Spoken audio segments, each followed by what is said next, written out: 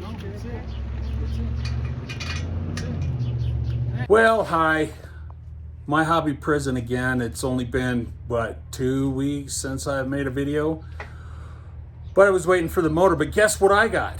I got the motor back today.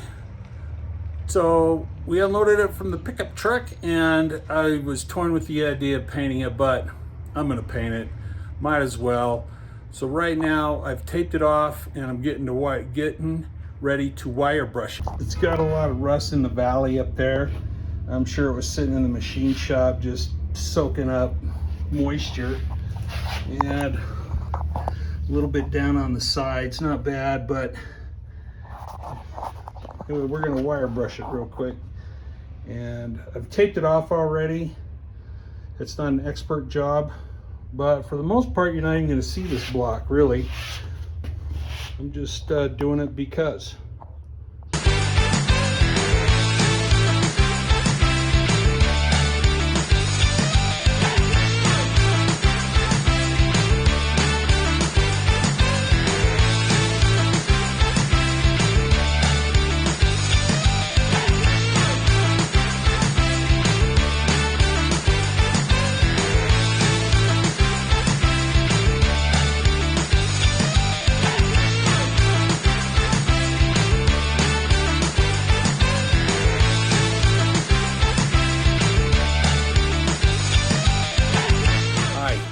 I had to take a break and run to the store because I wanted to try to get a new wire wheel and some littler ones for the Dremel.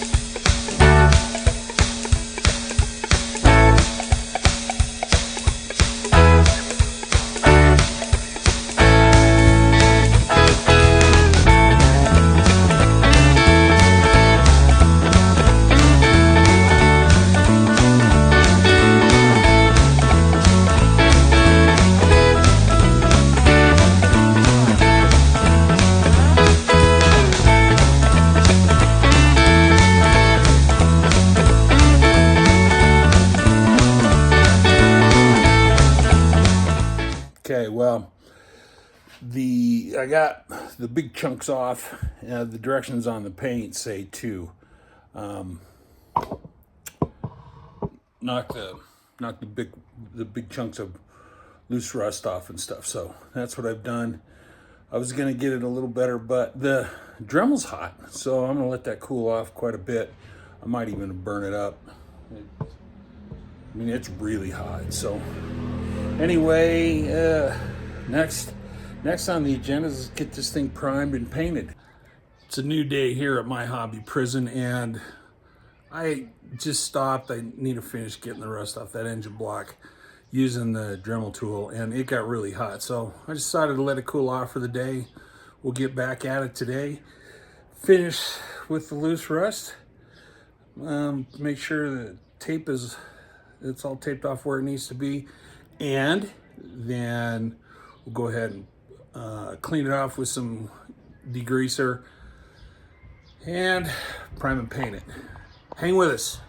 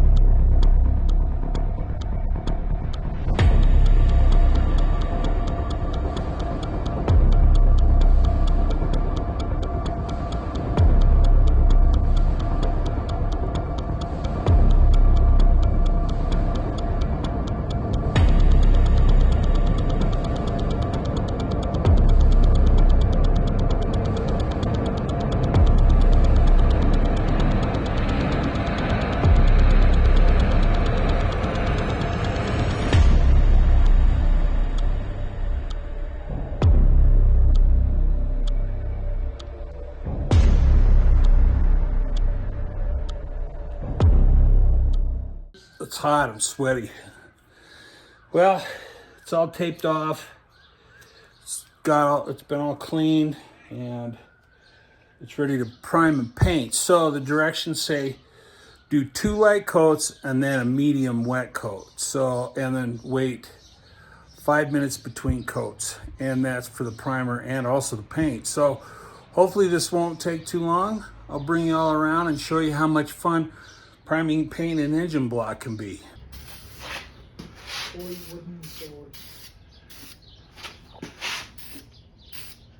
So I read the directions a little bit wrong. It's 10 minutes between each coat and then 30 minutes before you apply the color coat. So we're just doing a real light coat. Any coffee? Yeah, you want to wear a respirator? Let me go over this side. Okay, trade you.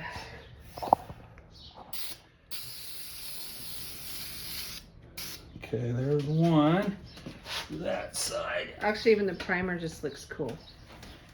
Looks better than rust, don't it? Yeah.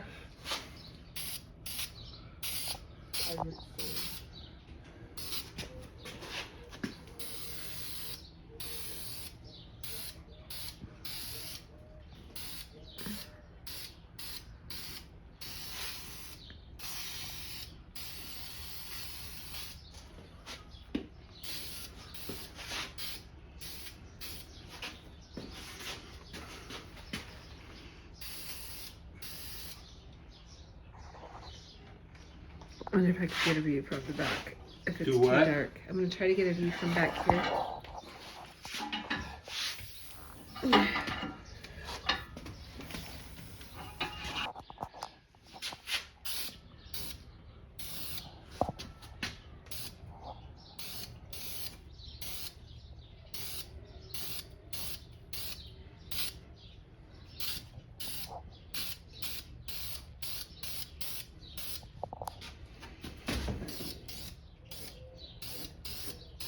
There's lots of ridges you got to make sure that you get around the surfaces because it'll cause like a shadow on your paint.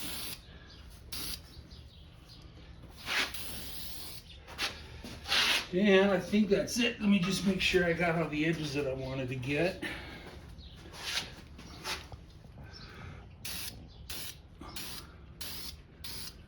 I didn't. I missed those. But all right, that's good. We'll wait 10 minutes and do the others. We'll bring you back when I apply the color ones. So just so you remember, 10 minutes between these 2 light coats. So we did this coat light, we're gonna do one more light coat, wait another 10 minutes, then we're gonna do a medium wet coat, then we're gonna wait 30 minutes, and then we'll do the light coats with the color. And I'll bring you back when we do the color because I got 2 more primer coats to do. See you in a few. Well, I said something I didn't really mean. I was gonna do the primer coats and then bring you back during the color coat. Well, we're on the last coat of primer, but it's a medium wet coat. So I thought I'd give you a look and see how I spray a medium wet coat.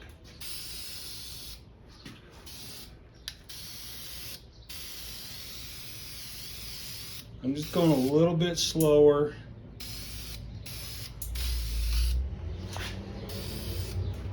And you can see the primer, it stays wet for a little bit longer. It doesn't dry immediately like it was doing.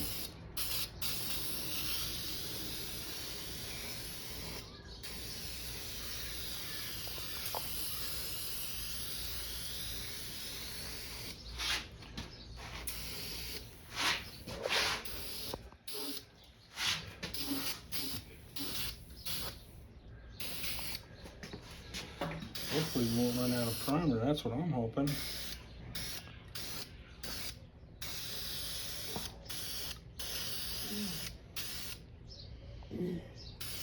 Does it look like we got it all?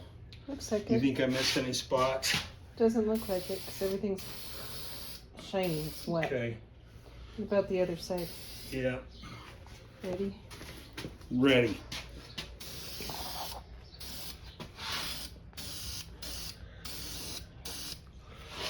Okay.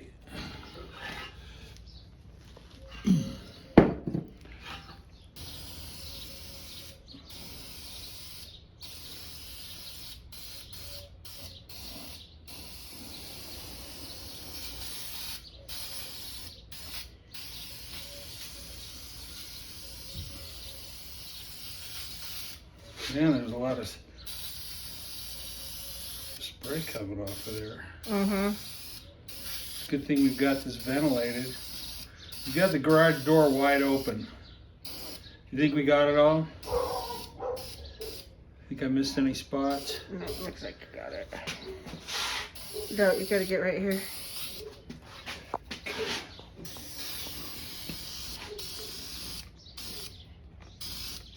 Let's see if I've got some over here to do like that. Yep, there's a little bit more.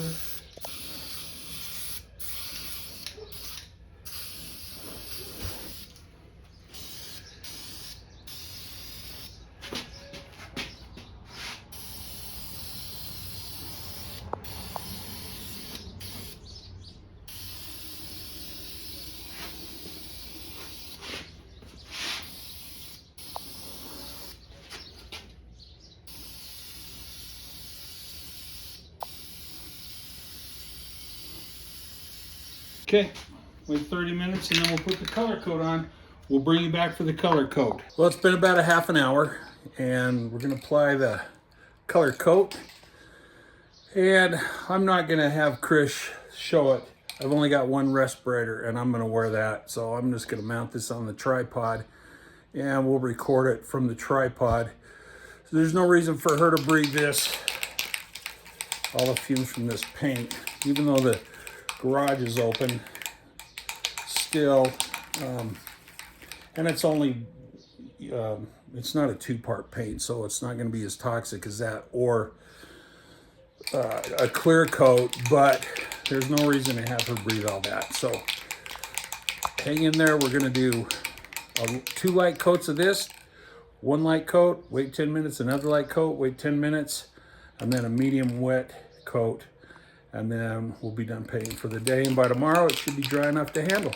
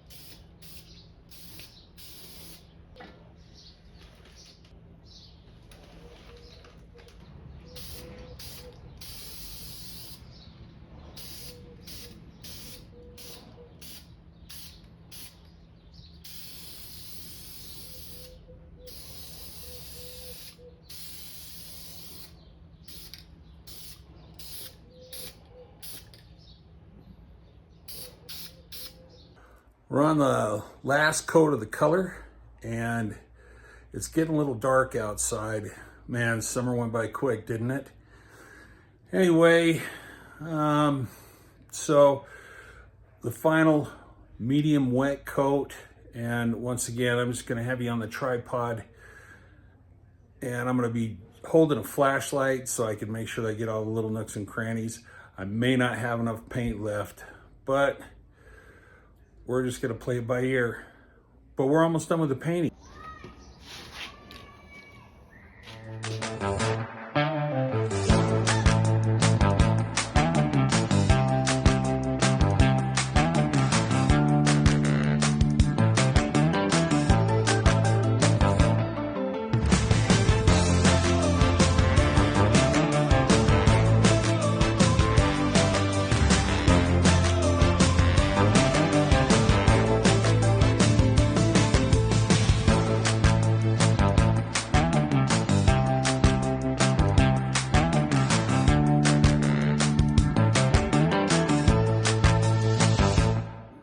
Looks wet to me, but that's okay.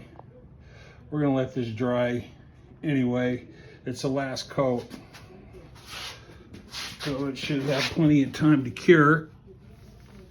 I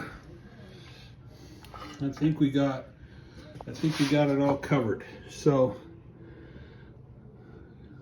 I'm gonna let it dry. Probably pull the masking off tomorrow and move on to something else. It's a new day, hell of a day at work, but we're gonna unmask the motor. And pretty excited about it. Let's take a look, see how it turned out.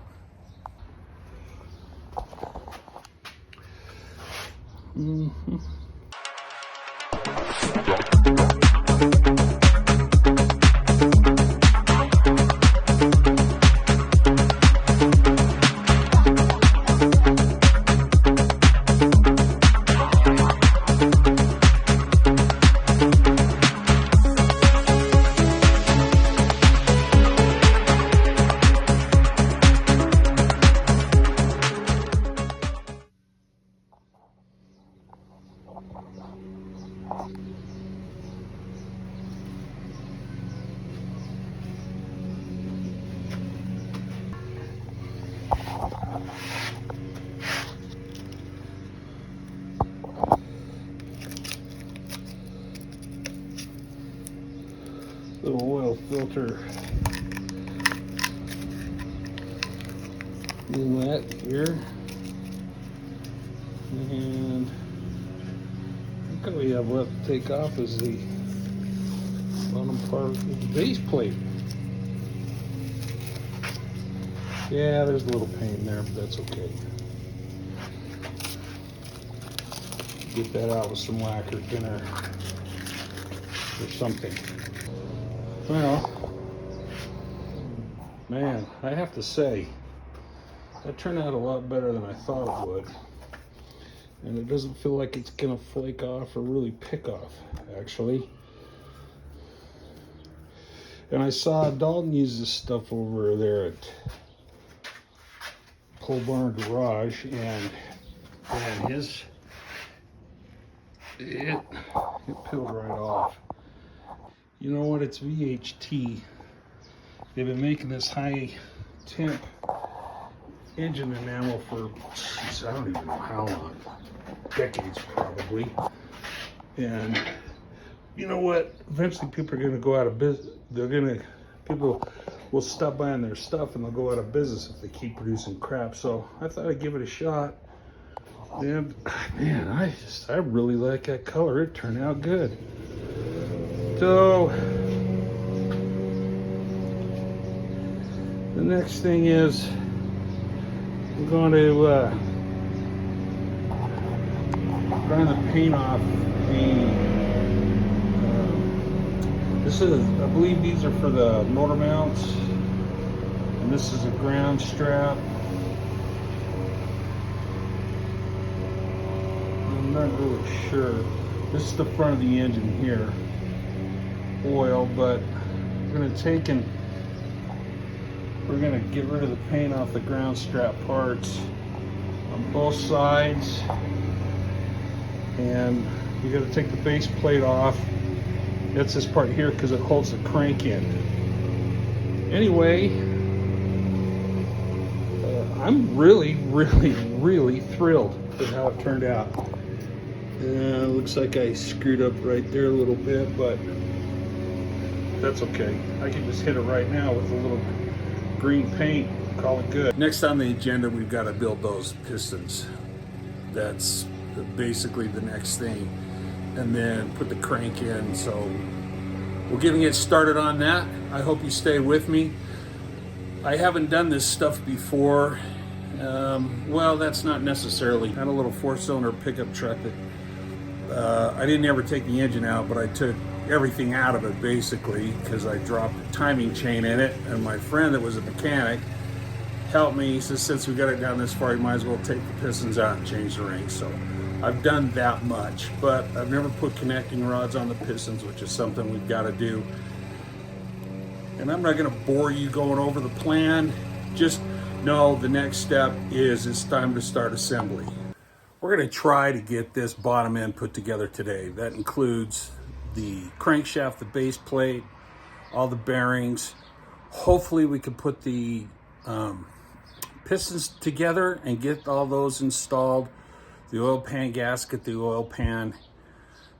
I want to get the whole bottom end put together, so that's what we're going to try to do today. Looks like it's going to be a lot of work, so we need to get started. I'm going to go through with you and show you the tools that you're probably going to need. At least this amount, maybe some more. We've got a selection of material here. We'll just start from the back.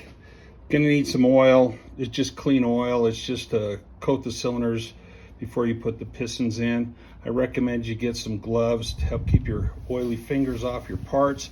You're going to need some assembly lube, I don't know if microfiber cloths are lint-free, but lint-free cloths, we're going to use microfiber. Gasket maker, black RTV. You're going to need plenty of this brake cleaner. I'm probably going to have to go get some more. Torque wrenches, you're going to need a torque wrench, either buy one or borrow one. This one is foot-pounds. I've got one that's inch-pounds because you'll need that too. You're going to need several sockets. I've got 10 millimeter. I think this is an 11, a 13. Yeah, 13 and a 15 deep socket. You'll definitely need a deep socket. Probably going to want an extension. I've chose to use a 1/2 inch drive. You can use 1/2 inch or 3/4. I have a 3/4 inch drive for the oil pan bolts. Probably going to want an extension and another 10 millimeter socket for that. I've also got my cordless ratchet just to kind of speed things up, and you're going to need a feeler gauge. That's the tools that you're going to need. Parts, you're going to need your engine block, of course. This over here, that's your base plate, you're going to need that. I've got my Haynes manual to give me torque and which sequence you tighten your bolts in. The crankshaft, I've got the piston rings, piston bearings, crank journal bearings, and thrust washers. So we have a lot of assembly to do. Just the base plate's got, I don't know, 25, 30 screws.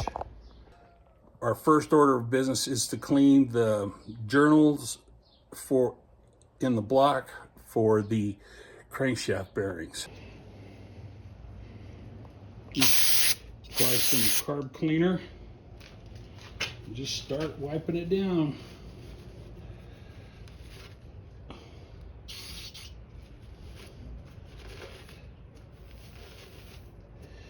You know what we're going to do first before we do this?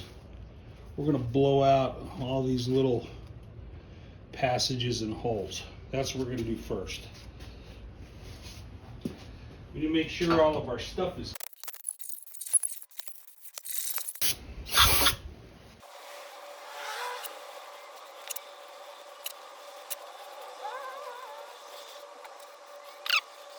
now we got to put in the bearings. It would be really hard to mess these up. There's two bearings. There's this kind and this kind. This is the oil galley bearing. This one goes in the block. This one has nothing on it. This one goes in the base plate. We're gonna do this right now, and it's pretty hard to mess these up. It's got a tang right there. And that goes in the tang in the block, which is, let me show you, right here. And the oil holes need to line up. And basically, you just take it and you set it in there. Make sure that it's flat and make sure the oil holes line up. And then that one's in. And we need to put a little assembly lube on there.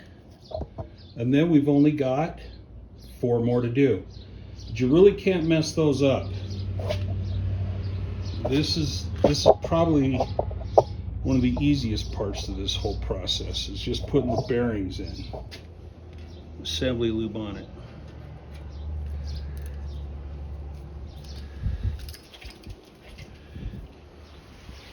Hopefully I won't lose pieces of my glove in there.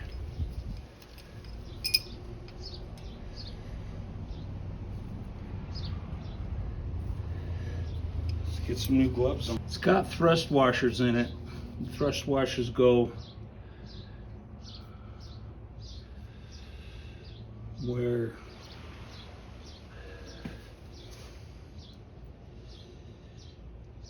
it looks like they go in this one. Yeah, they do. The thrust washers go here.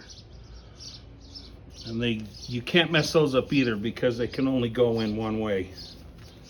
We'll talk about that in a minute when I'm putting together my meals. These just snap right into place.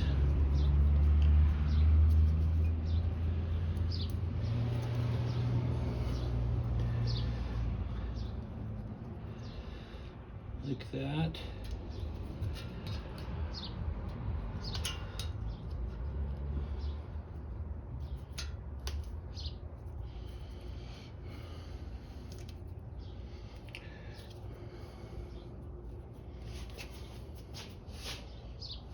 Little assembly lube.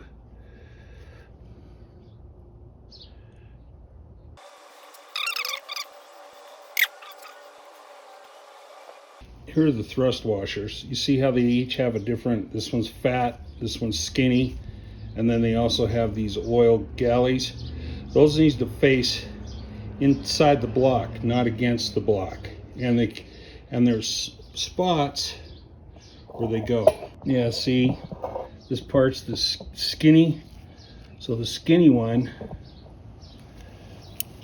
with the things outside will go right here.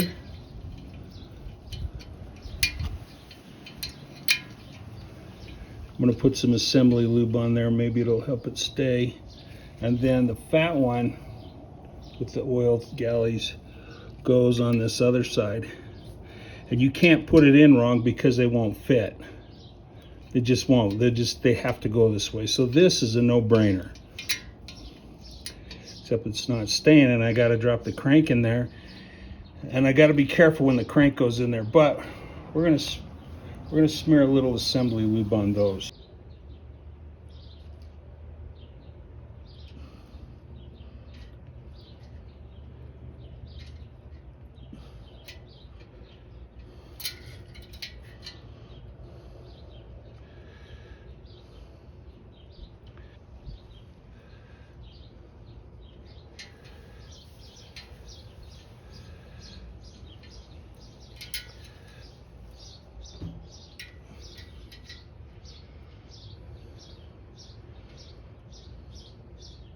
I got my gloves taken off, and well, because I have the assembly lube on there, and I don't want to touch my crankshaft with a bunch of assembly lube on those gloves, because we're gonna clean it. We're gonna clean it really good, and I'll just put on a new set of gloves and we'll clean off the crankshaft. Got my brake cleaner and a new clean microfiber towel. I'm just gonna start at one end of the crank and get all the journals clean.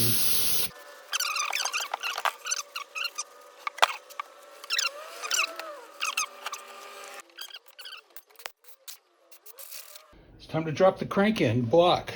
Now we got to make sure that our thrust washers are in place. And they are. And we want to make sure the gear on the crankshaft goes in the back. Now, we need to make this sure that this goes in just right. So we don't want to mess up the thrust washers. We don't want to scratch anything. It looks like it's sitting there just right. Spins free.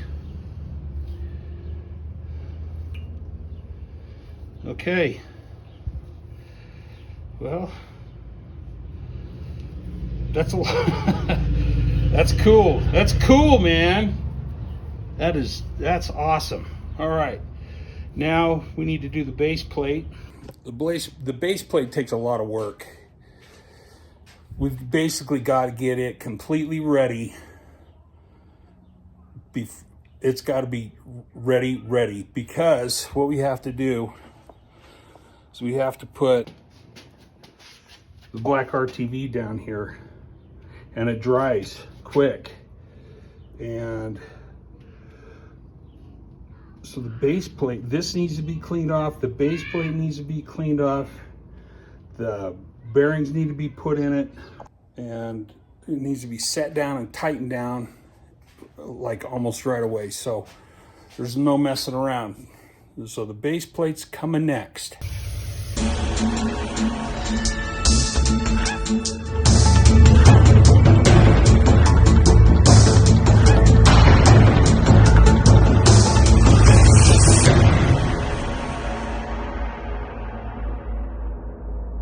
Bearings are going the same way. You have a tang on the bearing and a tang on the base plate. So they have to go in that one way. Just like that.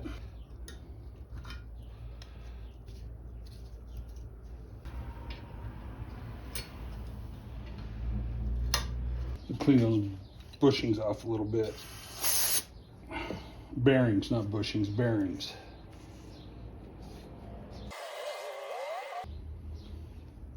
Assembly lube.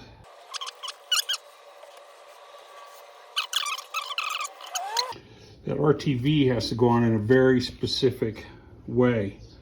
And I know you can't see it very good here, but the black outline that goes along the edge, that's RTV sealant. And you have to put it on at about that same bead thickness and in that same pattern. And I'm going to clean off the block, and we're going to do it just like the book says.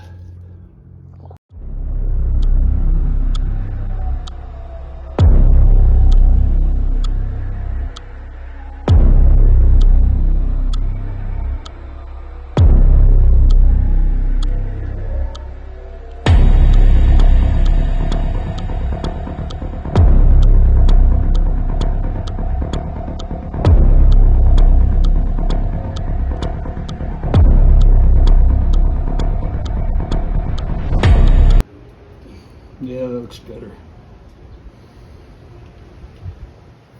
Circle around this.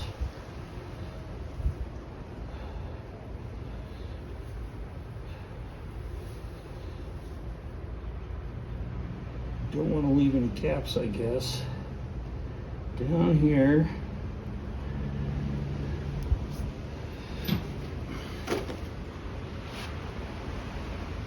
And it says you just want to go around the outside of these.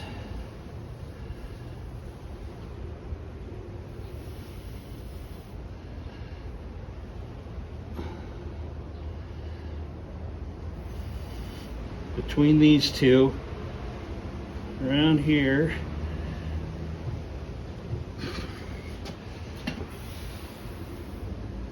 Stuff I need a machine. And then down to this corner. On the outside of this.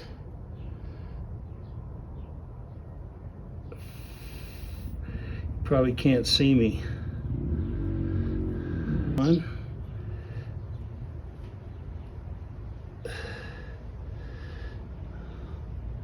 And under this one, you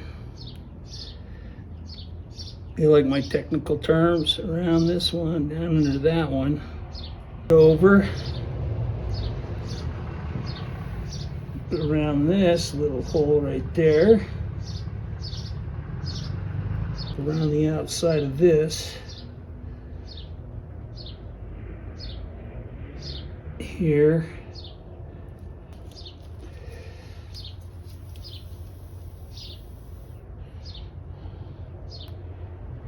around here, and down to the corner. Now we got to put the base plate on like right now.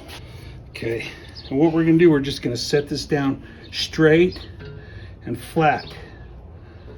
We're not gonna move it around. It's got to set right down. I think it's the wrong side. It's not the wrong side. But it's not on. There it goes. What's it hung up on? There it goes. All right, thank you. That's it. You're welcome.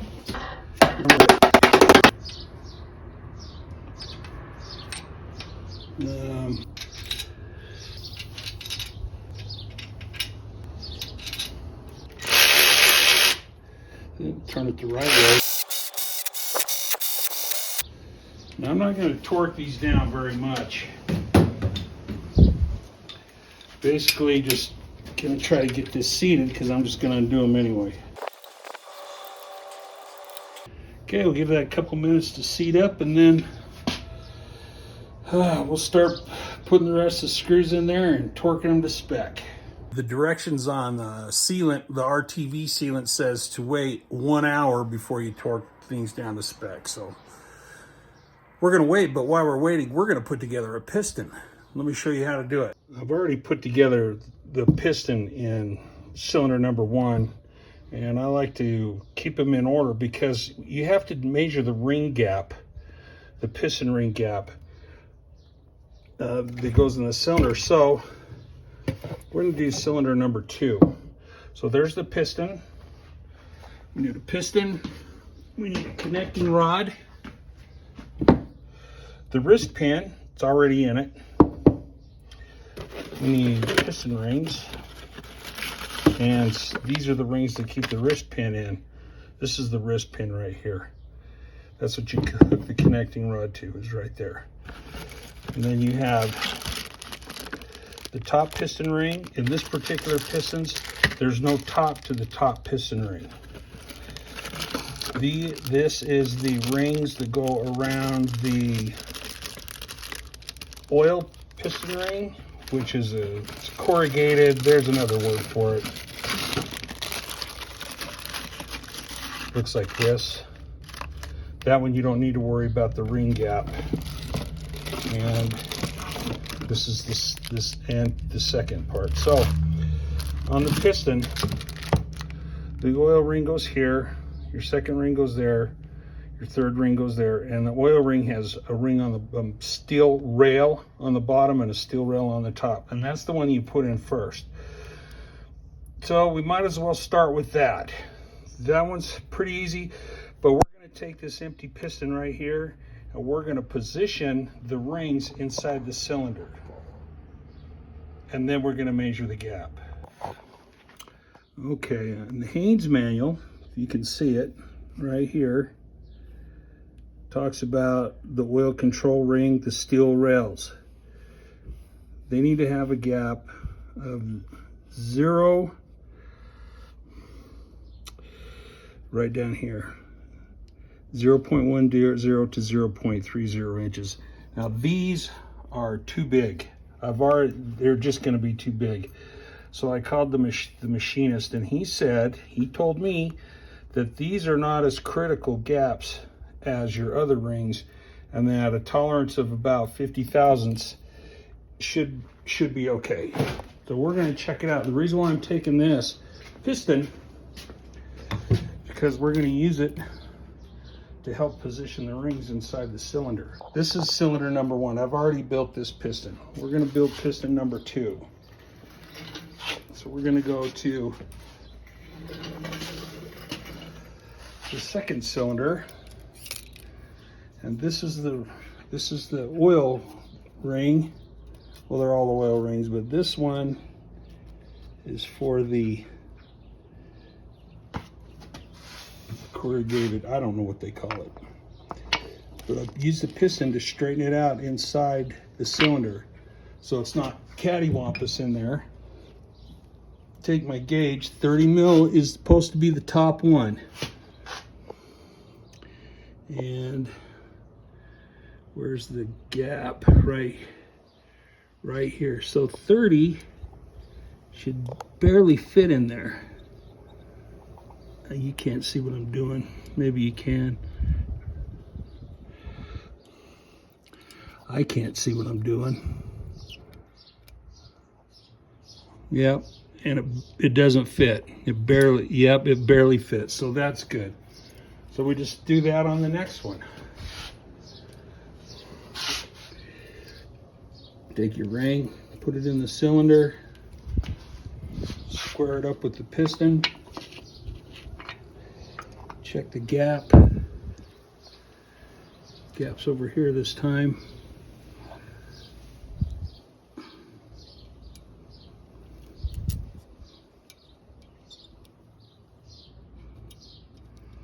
And it just barely fits. So we're good.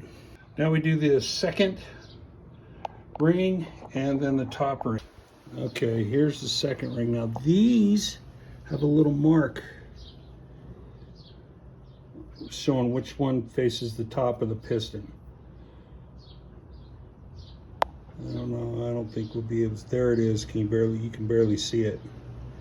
See it right there? That indicates this goes towards the top of the piston, so we're going to put this part in to the top of the cylinder, and we're going to do it the same way. We're just going to fit her on in there and then square it up with the piston. Hopefully I won't break it trying to do this and record it at the same time.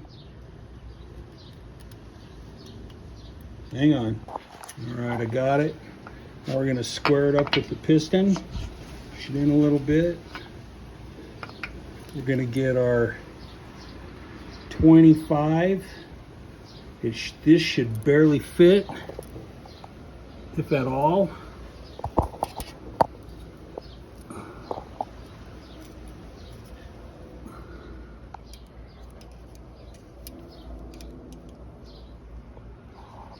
And it doesn't fit, but that's okay. We're going to take our 15 and see if the 15 fits.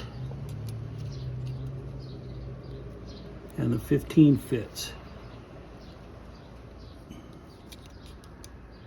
I don't know if you can see that.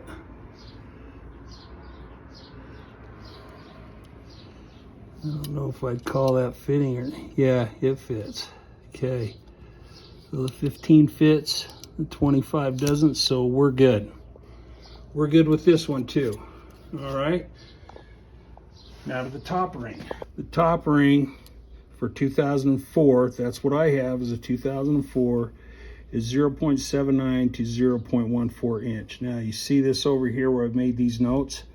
That's because the pistons that the machinist got me are hyper-eutectic, if that's how you say it, hyper-eutectic. They need an extra 40% increase. So what you do is you take your factory minimum recommended gap, times it by 40%, and then add that to whatever your original ring gap, and that says what your new ring gap is.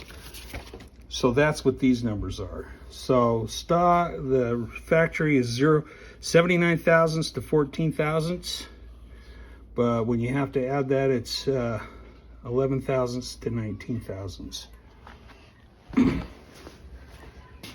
But the piston ring you should have ordered those so they'll fit. So do it the same way. Put that piston ring in there,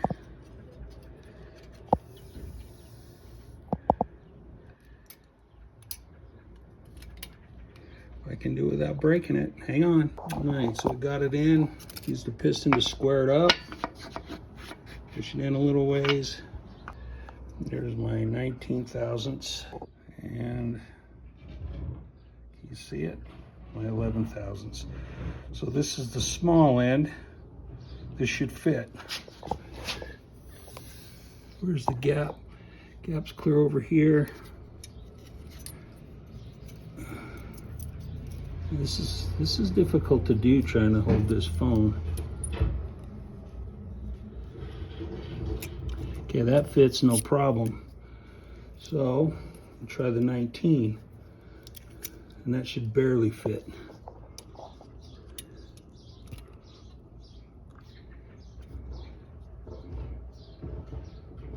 And the 19 barely fits. So that ring's good. So now we can start assembling the piston. But right now I'm trying to put this pin, this locking spring, in this groove inside the piston here to keep that wrist pin from falling out. And it's fighting me. It just wants me to die. There's got to be a trick to it. There has to be.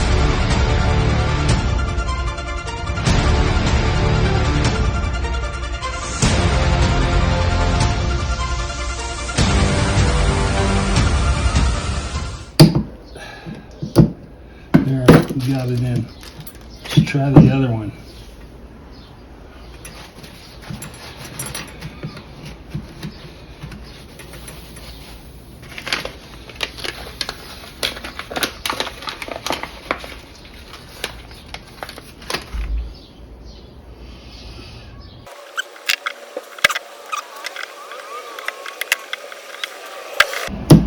Got it. Okay. We want to make sure our gaps aren't lined up.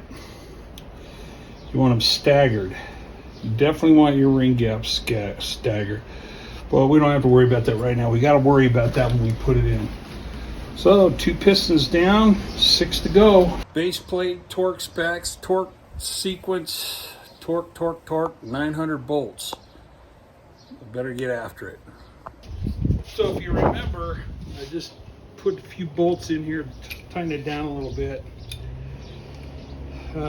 Just try to set that RTV. So now I'm just going to undo them so we can reset them. And I hope they're still right. I hope I did it right.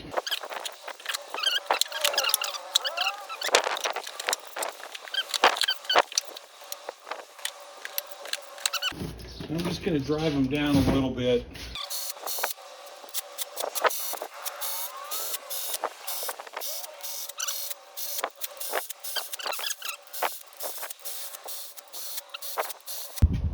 You see this? Torque specifications for the bed plate bolts. Step 1, tighten bolts 1 through 12 to 40 foot-pounds. And then we'll head over to the 1 through 12 bolts. It gives a diagram of 1 through 12. So we're going to hit that with 40 foot-pounds for step 1.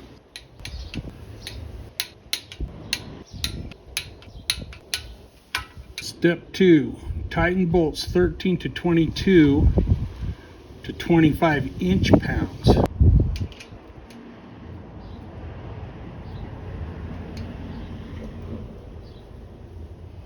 See, that can't be right either.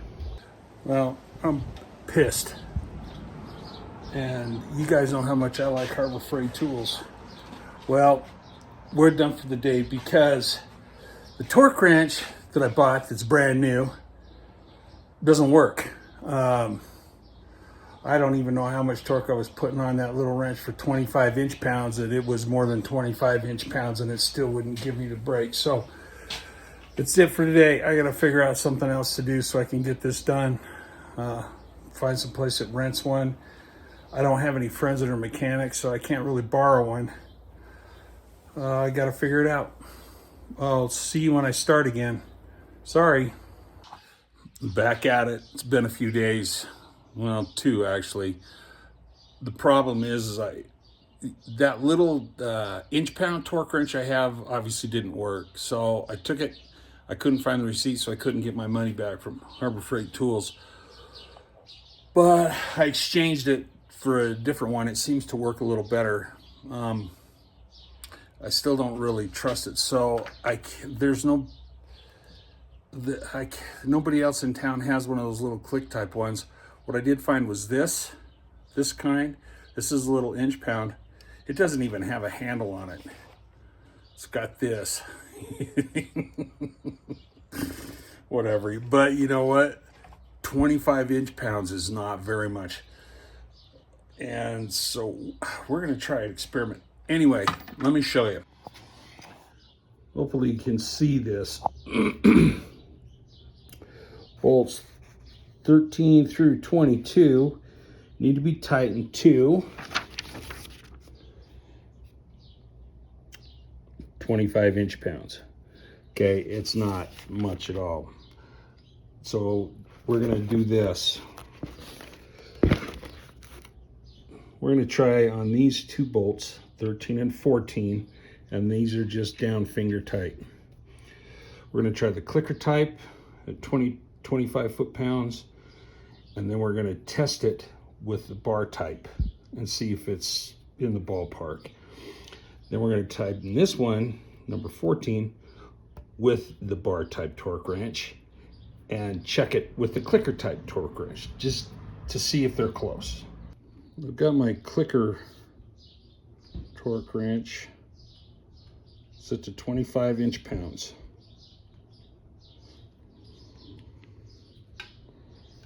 And it doesn't take much. So remember, it's finger tight. There it is. That's all it was, 25 inch-pounds. So let's check it with the bar type torque wrench. It's not a bar clamp, Vic. So 25 inch-pounds is going to be right about here. And what I'm checking for is to see if the bolt turns at all before it hits that. And it doesn't. Matter of fact, for it to turn it all even more, we're right here, 40. We're at 40 inch-pounds to make it turn at all. So this one, let's try it. We're going to turn it to 25 inch-pounds. And there it is. That's 25 inch-pounds. We're going to see if the clicker type tightens it more. So I didn't touch it. One of the clicker type. I'm not turning it at all. All right. That didn't turn. It's just getting it set. And it's not turning a bit. So we're going to say that's 25 inch-pounds. We're going to tighten. It goes 13, 14, 15, 16, 17, 18, 19, 20, 21, and 22. I think.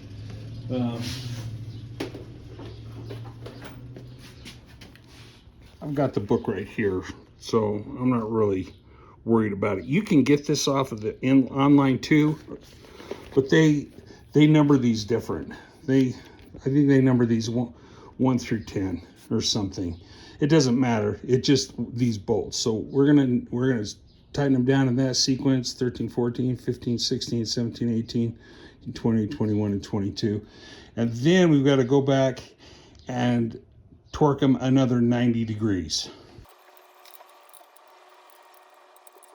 We have to go in order again. And now that we've got that done, now we have to do another 90-degree turn. And since I don't have one of those 90-degree angle torque things, we're just going to do our best guess. Now remember, 90 degrees is half of a turn. So if we start, I'm not putting this on, but if we start here, then 90 degrees is half this way from a half a turn.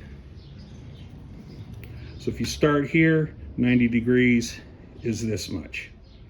So we're going to do that on all the bolts.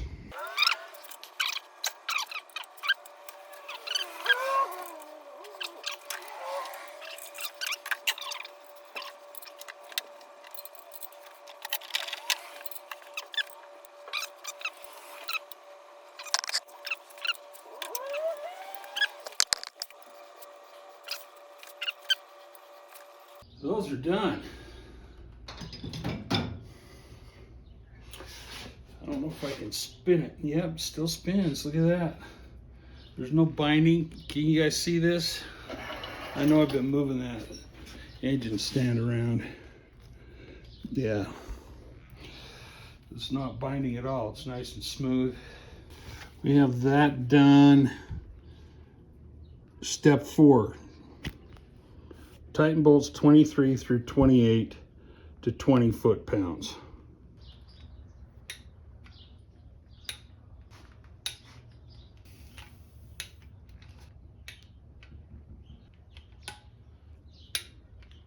I'm going to go back through and just double check the torque on all of them just to make sure they're right, and then we'll come back and proceed. I double checked all the torque settings. The guy on the 4.7 liter WJ Facebook page says, you know how you turn those things 90 degrees? He said, well, I think I already told you this, they're about 64 foot-pounds of torque, so I set my torque wrench to 64 foot-pounds of torque. I just checked them and they were fine. Everything's fine, everything's tightened down the way it's supposed to be. The crank spins good. I believe the next part now is the pistons. Let me show you what the Haynes manual says. I'm doing this a little bit out of sequence. The idler shaft was already in. We did the piston rings already. We just did the crankshaft, main bearings, and the bed plate. Now the connecting rod assemblies we need to put in there. The rear main oil seal, I don't know. We'll just, I guess we'll read about it and we'll go from there. But piston connecting rod assemblies are next. And thankfully they're all put together. We just got to put them in.